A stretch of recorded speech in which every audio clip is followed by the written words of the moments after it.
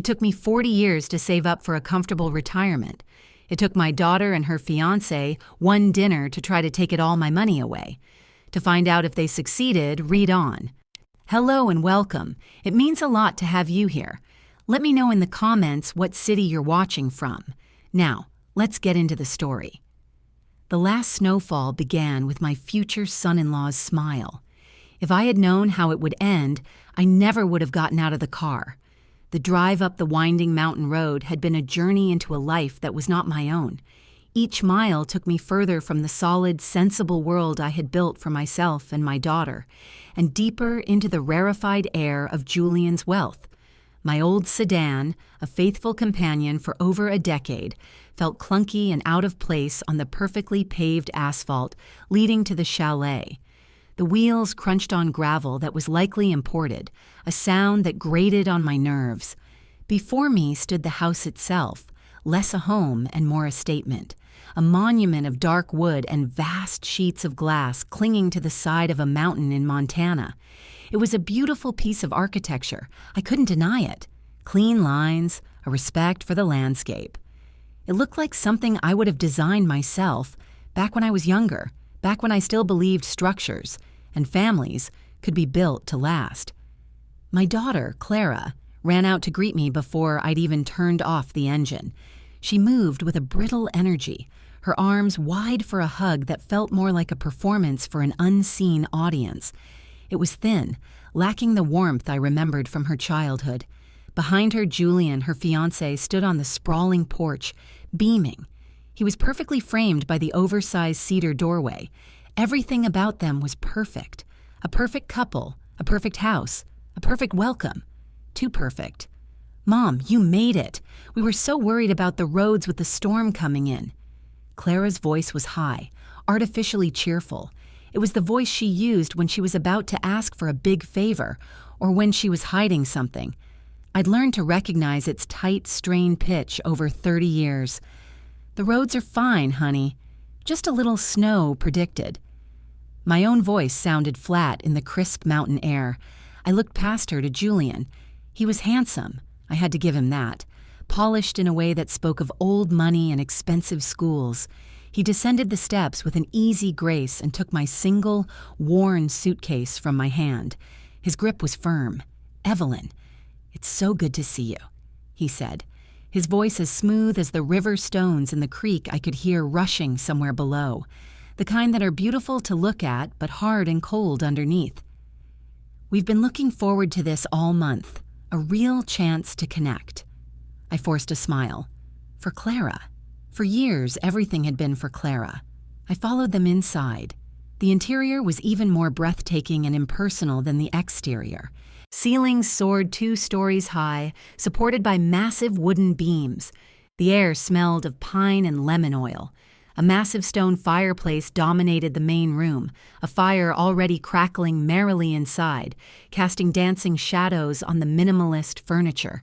It was idyllic, but it felt sterile, like a lobby in a 5-star hotel. A postcard from a life that felt a million miles away from my own.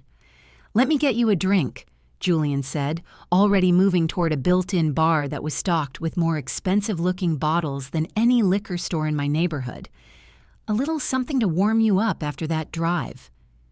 Clara led me to a low-slung white sofa that probably cost more than my car. "Isn't this place amazing, Mom? Julian's family owns it. We thought it would be the perfect place to talk, really talk, before the wedding." She squeezed my hand, and her fingers were icy cold, despite the roaring fire. The word talk hung in the air between us. Our talks were never just talks. They were negotiations, carefully worded arguments, battlefields disguised as conversations. But I was tired of fighting. I was 62 years old. My career was over, my house was paid for, and all I wanted was my daughter back. So I nodded. I let a fragile sliver of hope take root in my chest. Maybe this time would be different. Julian returned with a glass of red wine so dark it was almost black. It probably cost $50 a glass. He handed it to me with that same perfect smile. "To new beginnings," he said, raising his own glass in a toast. Clara echoed him, her eyes shining with an unnatural brightness. I drank. The wine was rich and complex, but it didn't warm me. Outside, the first flakes of snow began to fall, soft and innocent against the panoramic windows that made up the entire back wall of the house. They looked like ashes against the darkening sky. The snow fell faster, the flakes growing larger and heavier. The idyllic view of the valley below was slowly being erased, replaced by a swirling, hypnotic wall of white. The world outside was disappearing. Julian kept my glass refilled, his movements fluid and confident in this space that so clearly belonged to him. He guided the conversation with an effortless skill, keeping it light, asking about my retirement, my small garden, the book I was reading. It felt less like a conversation and more like an interview. He was a master at it, this performance of a loving, interested son-in-law. He'd researched me, I realized. He knew all the right buttons to push, the right questions to ask. Clara sat beside him, a rapt audience nodding at everything he said, agreeing with every observation. She watched me with a disturbing intensity that made my skin crawl. She looked like a child waiting for a promised treat, her eyes fixed on me as if waiting for a cue. The tension in the room was a physical thing, a low hum beneath the pleasantries that vibrated through the floor. I felt like an insect being examined under a microscope, every twitch and hesitation noted and analyzed. I kept telling myself to relax, to breathe. This was for Clara, a chance to fix what was broken between us. But my instincts, the ones that had kept a single dark-skinned mother and her child safe and fed for decades in a world that wasn't always kind, were screaming at me. Something was wrong. You know, Julian said, leaning forward conspiratorially, his voice dropping to a confidential tone that made the hairs on my arms stand up. Clara worries about you, all alone in that big house. It's a lot to manage. I stiffened, my grip tightening on the stem of my wine glass. I'm perfectly fine, Julian. I've been managing for a long time. Of course you are. You're the strongest woman I've ever met, he said smoothly, the compliment landing like a perfectly aimed dart. Clara tells me all the time, but the future, it's something we all need to plan for, to secure. He shared a look with Clara so fast I almost missed it. It was a signal. The overture was over. The main event was about to begin. The small talk had served its purpose. Just then, the lights flickered and died, plunging the room into the dim orange glow of the fireplace. A moment later, they came back on, but the brief blackout felt like a warning. The wind howled outside, a low, mournful sound, and rattled the great glass windows in their frames. Julian just smiled, unfazed. "Looks like the storm is really setting in," he said, his voice calm, almost pleased. "Good thing we're all here. Safe and sound, all cozily locked in, plenty of time to talk everything through." His choice of words sent a chill down my spine that had nothing to do with the weather. Locked in. That was exactly how I felt. As if to punctuate his sentence, a loud, frantic knock echoed from the massive front door. It sounded impossible over the roar of the wind, a desperate, insistent pounding. Clara and Julian exchanged another look. This one wasn't a signal. It was pure, unadulterated annoyance. An interruption to their carefully planned evening. Who could possibly be out in this? Julian rose, his perfect smile now a tight, hard line. When he opened the door, a blast of snow and wind tore through the room, scattering embers from the fireplace onto the stone hearth, and standing there, a small figure covered in white, was my niece, Sadie, my sister's girl. "Aunt Evelyn?" she gasped, her teeth chattering. "My car died just down the road, spun out into a ditch.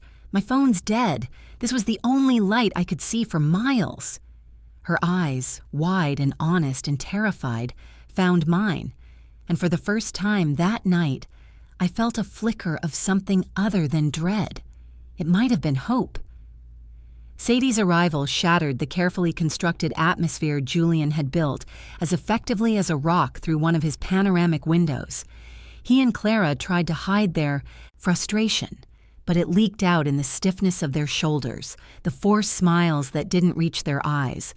They offered her a room, a hot drink, a warm blanket, but their hospitality was a thin veneer over a core of cold fury.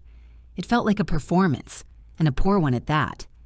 Sadie, bless her 19-year-old heart, was either oblivious or a better actress than I gave her credit for. She was just cold and wet and profoundly grateful to be inside. She chattered nervously as she thawed by the fire, telling us about her college classes, her ill-fated winter break road trip, her new hiking gear that had failed to keep her warm.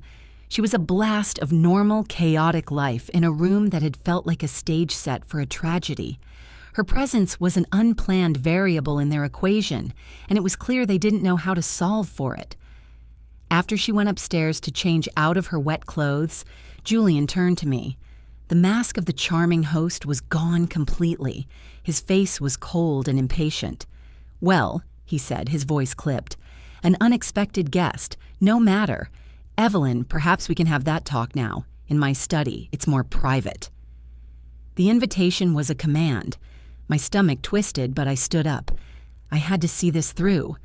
I had to know what this was all about. I followed him and Clara down a long, silent hallway. The plush carpet absorbed the sound of our footsteps, adding to the sense of unreality. The study was a cliché of masculine power: dark wood paneling, floor-to-ceiling bookshelves filled with leather-bound volumes that looked like they had never been opened, and the faint, cloying smell of money and cigars. Julian closed the heavy door behind us, the click of the latch echoing in the small space. He gestured for me to sit in a leather armchair that was so large it felt like a throne of judgment. Clara didn't sit. She stood behind his chair, her hands clutching its back so tightly her knuckles were white. She wouldn't meet my eyes. "Evelyn," Julian began, forgoing any pretense of warmth as he sat down opposite me, "we brought you here because we have an incredible opportunity for the family." He slid a thick, leather-bound folder across the polished expanse of the desk. My name, Evelyn Reed, was embossed on it in gold leaf. My hand trembled slightly as I opened it. Inside were glossy brochures filled with pictures of pristine beaches and smiling people, incomprehensible financial charts, and pages of dense legal documents. It was a real estate development, something about luxury eco-lodges in Costa Rica. "It's a ground-floor investment," Julian said, his voice slick with a salesman's excitement. "Guaranteed 30% returns in the first year. But the window is closing. We need to secure the funding by the end of the month." I flipped through the pages. My mind, the mind of an architect who had reviewed contracts and building plans for 40 years, scanning for the bottom line. I found it on the final page, next to a signature line waiting for my name. The required investment amount. It was $600,000. My entire retirement savings. The money I had scraped and saved my entire life. The nest egg that was supposed to guarantee my independence, to ensure I would never be a burden on anyone, least of all, my daughter. I looked up from the folder, my heart suddenly a block of ice in my chest. "Julian, I can't. This is everything I have. This is my entire life's work." Clara finally spoke, her voice sharp and accusatory. "Mom, this is for us, for our future. You always said you wanted me to be secure." "This isn't security, Clara. This is a high-risk, speculative venture in a foreign country." I closed the folder and pushed it back across the desk. "I'm sorry. The answer is no." The change in Julian was instantaneous and terrifying. The charming fiancé vanished. In his place sat a predator. His eyes went flat and hard. He reached down beside his chair and placed a second folder on the desk. This one was plain manila, stained with what looked like coffee, its edges soft with wear. "I was hoping you wouldn't make this difficult, Evelyn," he said, his voice dangerously soft. He opened it and turned it around for me to see. It was full of papers that looked like financial statements, bank transfers, property deeds, and my signature, expertly forged on documents I'd never seen in my life. He showed me fabricated proof of offshore accounts, of hidden assets from my architectural firm, faked evidence of tax evasion, so expertly crafted it made my stomach lurch. "These fell into my hands," he said, leaning back in his chair with a look of feigned regret. "From a mutual acquaintance who isn't very fond of you, it seems. It would be a terrible shame if they fell into the hands of the IRS. An audit, at your age, it could ruin you. They could take the house. There could even be prison time." The air left my lungs in a silent rush. This wasn't a business proposal. It was an execution. "What do you want?" I whispered, the words barely audible. He smiled, a chilling, empty thing that didn't touch his eyes. "It's simple. You sign the investment papers. You call your broker in the morning and authorize the transfer of the funds. And this," he tapped the manila folder with a manicured finger, "disappears forever. A little family secret to be forgotten as we start our new life together." Upstairs, a floorboard creaked loudly in the otherwise silent house. I prayed it was just the old building settling in the storm, but I knew it wasn't. It was Sadie, and I prayed with every fiber of my being that she had heard every single damning word. My mind was a blur of noise, a chaotic storm that mirrored the one raging outside the chalet walls, the roaring wind, the pounding of my own heart in my ears, the quiet, venomous words of the man who wanted to marry my daughter. I looked at Clara. Her face was pale, her expression a toxic mixture of defiance and fear. This was my child. The baby I had held through long, feverish nights, the girl whose scraped knees I had bandaged, the woman I had sacrificed everything for. And she was standing there watching me be threatened, her face set like stone. "Clara, look at me." My voice was hoarse, a ragged whisper. "Do you hear what he's saying? Do you understand what this is? This is blackmail. This is a crime." "I hear him offering you a way to fix your mistakes, Mom," she shot back, the words sounding rehearsed, as if she had practiced them in front of a mirror. "You kept secrets from me your whole life, about Dad, about your work. You never let me in. Now it turns out you kept financial secrets too. This is just cleaning up a mess you made." The cruelty of it stole my breath. It wasn't just about the money. It was about punishing me for imagined sins, for a narrative of neglect and secrecy that Julian had so carefully crafted for her. But the words weren't hers. The phrasing, the cold, detached logic, it was all Julian. He had taken her grievances, the small, normal frictions that exist between any mother and daughter, and he had nurtured them, watered them with poison, and twisted them into weapons to be used against me. In that horrifying moment of clarity, I realized I wasn't looking at an accomplice. I was looking at another victim. A small noise in the hall made Julian's head snap up. "I'll go check on our guest," he said, his voice once again smooth and controlled. He wanted to make sure Sadie was out of the way, a loose end to be tied up. He left the study, closing the door softly behind him. For a few precious seconds, we were alone. "He's lying to you, Clara," I said, my voice low and urgent, trying to pour a lifetime of love and desperation into the words.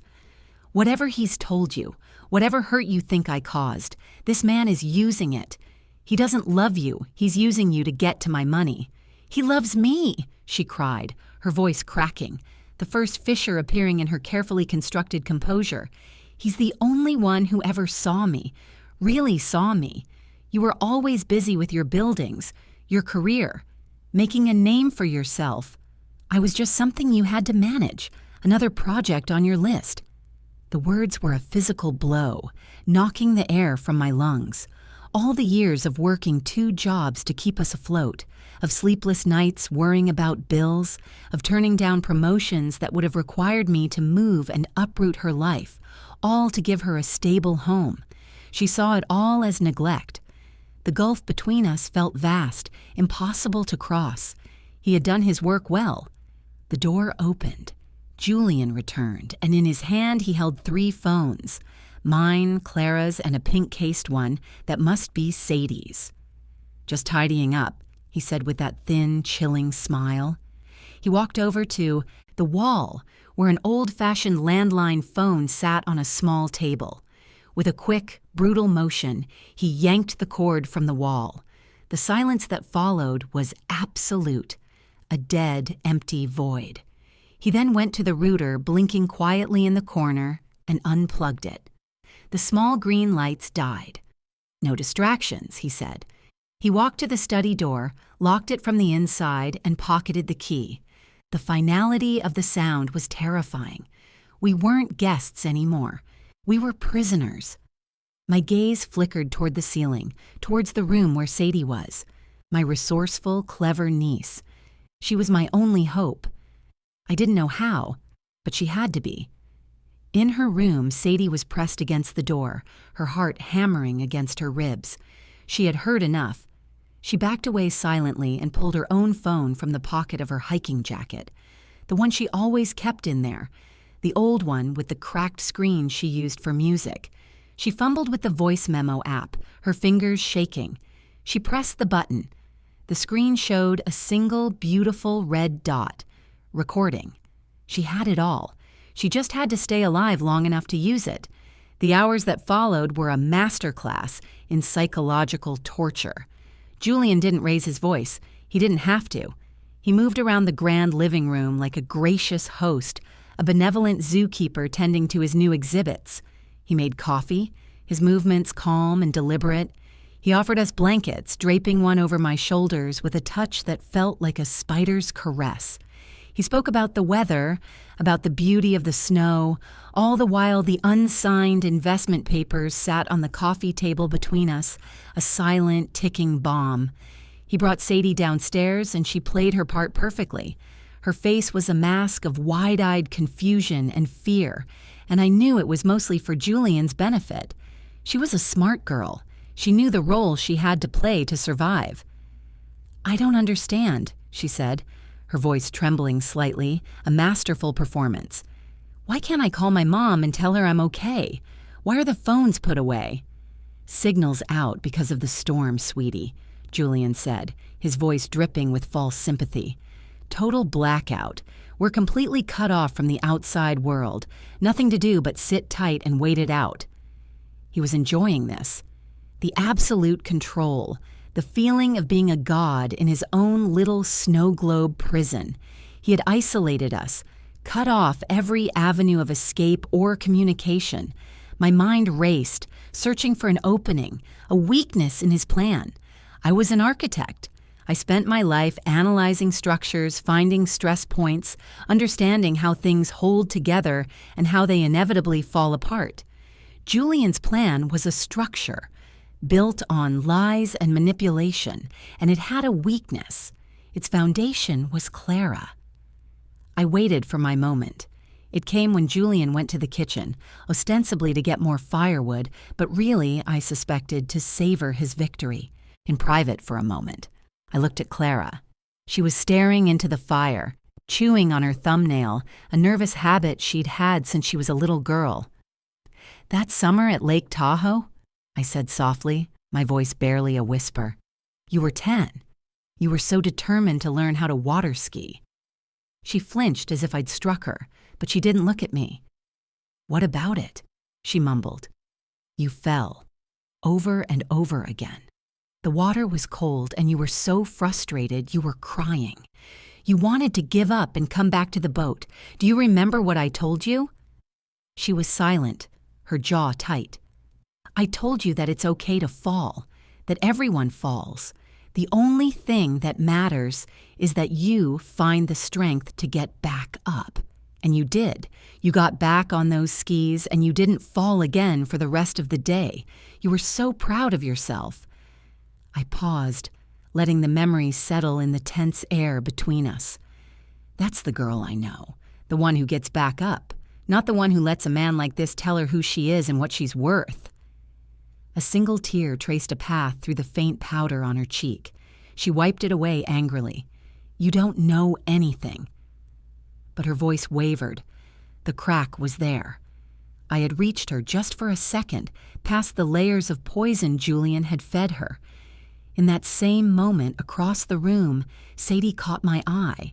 She subtly, almost imperceptibly, touched the watch on her wrist. A new watch. The fancy one she'd been so excited about on the phone last week. A fancy new GPS watch for her hiking trips. I had seen the ad for it online. Emergency features. SOS. Location beacon. My heart leaped into my throat. She glanced towards the large, floor-to-ceiling window at the far end of the room, then back at me. Her message was as clear as if she had shouted it. She needed to get to a window, and she needed time. I needed to create a diversion. Not a small one, a big one. The kind no one could ignore. I took a deep, shuddering breath, focusing on the memory of my own mother in her final days, her breath rattling in her chest, the look of panic in her eyes. I knew what this had to look like. I knew how it had to sound. I let my head fall back against the sofa cushions and made a small, guttural, gasping noise. Clara's head snapped towards me, her eyes wide. "Mom!" I didn't answer.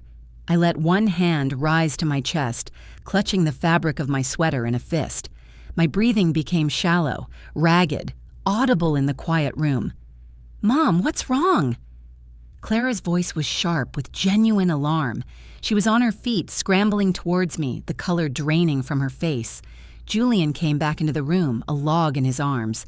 He saw my state, then looked at Clara's panicked face. He dropped the log on the stone hearth with a loud thud. "What's going on?" "I don't know. She just—" Clara knelt beside me, her hands hovering over me, afraid to touch. "Mom, can you hear me?" I let out a low moan, letting my eyes flutter closed. I forced my body to go limp, to become dead weight on the expensive sofa. This was the most important performance of my life. Everything, absolutely everything depended on it. Out of the corner of my eye, I saw Sadie. She was on her feet, her own face a perfect picture of fear. It was a convincing mask.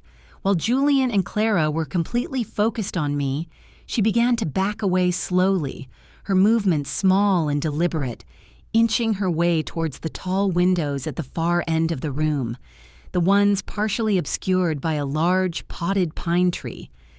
Julian's eyes darted between my theatrically dying form and the unsigned papers on the table. I could practically see the gears turning in his cold, calculating mind. A dead woman couldn't sign anything. His perfect plan was unraveling. Panic began to fray the edges of his smooth control. "Her heart," Clara choked out, the words catching in her throat. "She has a heart condition." It was a lie, a beautiful, plausible lie that she had offered up without hesitation. "Get her some water," Julian snapped, his voice losing its calm facade for the first time. He was rattled. It was working.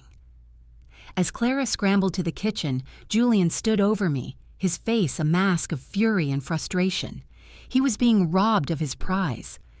It was in that moment of supreme distraction, his full attention on me, that Sadie made it to the window. She fumbled with the clasp of her watch, her back to the room. I heard a faint, almost inaudible beep. My entire body tensed. Had he heard it? But the wind chose that exact moment to slam a heavy gust of snow against the glass, covering the tiny sound. She pressed the watch face against the cold pane, holding it there, a small, desperate prayer. 1 minute, 2 minutes. It felt like an eternity. Julian straightened up. The panic was fading from his face, replaced by a dawning suspicion. His eyes narrowed, scanning the room, assessing the situation like the predator he was. He saw Sadie by the window. "What are you doing?" he snarled, his voice low and menacing. I was just looking out," she stammered, not turning around, "to see if the snow was stopping." He knew. The spell was broken. He knew he'd been tricked. He took a step towards her, his handsome face twisting into a mask of pure rage. "You little—" But before he could finish, a new sound cut through the howl of the wind. It was faint at first, a high-pitched mechanical whine, but it was growing louder, closer, a mechanical roar slicing through the storm, and then red and blue lights flashed through the swirling snow, painting strobing, psychedelic patterns across the room. Rescue. The signal had worked. He was no longer in control, and in that moment he became truly, terrifyingly dangerous. The roar of the snowmobiles grew, a sound of beautiful mechanical salvation that drowned out the howling wind. Julian froze, his face a rapid fire. Canvas of disbelief, then fury, then a chilling reptilian cunning. The predator was cornered and it was lashing out. In a split second, his entire demeanor shifted. He rushed to Clara, who was standing paralyzed by the kitchen doorway, and grabbed her arm in a brutal grip. "It was you," he whispered, his voice a venomous hiss meant only for her, but I heard it. I heard every word. "You planned this. You couldn't go through with it, so you brought her here. You set me up." He was already building his new story, laying the foundation for his escape, brick by treacherous brick. The front door burst open and two men in heavy winter gear, sheriff's deputy uniforms visible under their parkas, entered the room, weapons drawn but held low. Behind them stood an older man, his face weathered by years of Montana winters, his expression calm and assessing, Sheriff Thompson. "We received a distress signal from this location," the sheriff said, his voice a steady baritone that cut through the tension. His eyes took in the scene in an instant. Me, recovering from my heart attack on the couch, Sadie, pale and shaking by the window, and Julian clutching a terrified Clara like a human shield. Julian immediately let go of Clara and raised his hands, the very picture of a wronged man. "Thank God you're here, Sheriff. This has been a nightmare. My fiancé, she's not well. She got me up here under false pretenses, started making threats. Her mother had some kind of episode. I didn't know what to do. I was scared for my life." The lies flowed from him, smooth and practiced, and utterly believable. He was trying to paint Clara as the unstable mastermind and himself as the helpless, handsome victim. I saw Clara's face crumble. The man she loved, the man she had been willing to betray her own mother for, was throwing her to the wolves without a second thought to save himself. The deputies moved with quiet efficiency, separating us. One came to check on me, his voice gentle. Another went to Sadie, wrapping a blanket around her shoulders. Sheriff Thompson took Julian and Clara to opposite ends of the room for questioning. I watched my daughter. She was trembling so hard I thought she might fall apart. Her eyes darted from Julian's lying face to my own. This was it, the final choice, the moment of truth. She could cling to the fantasy he had sold her, become his accomplice in this final, desperate lie. Or she could face the truth. She could get back up. "Ma'am, are you okay?" the deputy asked me again. "Can you tell me what happened here tonight?" But I couldn't take my eyes off Clara. Our gazes met across the vast, expensive room that had become our prison. In my eyes, there was no anger. No, "I told you so." Just a lifetime of love and a quiet, desperate plea. "Get up, baby. Just get back up." She took a shuddering breath, her whole body shaking with the force of it. She looked at Sheriff Thompson, who was waiting with patient eyes. "He's lying," she said, her voice small but clear, as sharp as a shard of glass in the silent room. "Every word he just said is a lie." Julian's head whipped around, his face contorted in a snarl of pure hatred. But it was too late. The first crack of truth had appeared, and now the whole rotten structure he had built was about to come crashing down around him. Clara looked at me one last time, her eyes full of a pain so deep I felt it in my own bones. And then she began to talk. And she told them everything, the whole ugly, heartbreaking story. The spell was broken. She was finally terribly free. They led Julian away in handcuffs, his handsome face sullen and defeated. Clara went with another deputy, not in cuffs, but not free either. The legal process would have to unfold. Sadie and I were left in the cold, cavernous chalet. The fire had died down to glowing embers. Paramedics had checked me over and confirmed what I already knew. My heart was as strong as it had ever been. Sadie came and sat beside me on the sofa, and I wrapped my arm around her. "You were so brave," I whispered into her hair. "You were the brave one, Aunt Evelyn," she said, her voice muffled by my shoulder. We sat in silence for a long time, listening to the wind die down as the storm passed. The snow had stopped. I looked out the massive window at the world, now clean and white and silent. The last snowfall was over. I had my life and I had my savings, but I didn't know if I still had a daughter. I had saved her from Julian, but saving her from herself, from the choices she had made, that was a journey that was only just beginning. And I didn't know if we would survive it. I'm grateful you spent this time with me. If you've lived through something similar, or if my story spoke to you in any way, please share your feelings in the comments. I'd love to hear them. Your stories matter too. If you want more, don't forget to like and subscribe.